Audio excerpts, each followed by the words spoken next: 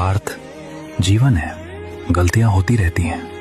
कभी कदम भटक जाते हैं, कभी फैसले चूक जाते हैं, पर इनसे इंसान बुरा नहीं होता। बुरा तब होता है जब इरादे गलत हो जाएं। गलतियां तो सिखाने आती हैं और इरादे इंसान को पहचान देते हैं। इसलिए खुद से हार मत मानो, बस नीयत साफ रखो, रास्ता खुद ठीक होता जाएगा। पार्थ, जीवन है, गलतियां होती रहती हैं। कभी कदम भटक जाते हैं, कभी फैसले चूक जाते हैं, पर इनसे इंसान बुरा नहीं होता। बुरा तब होता है जब इरादे गलत हो जाएं। गलतियां तो सिखाने आती हैं और इरादे इंसान को पहचान देते हैं।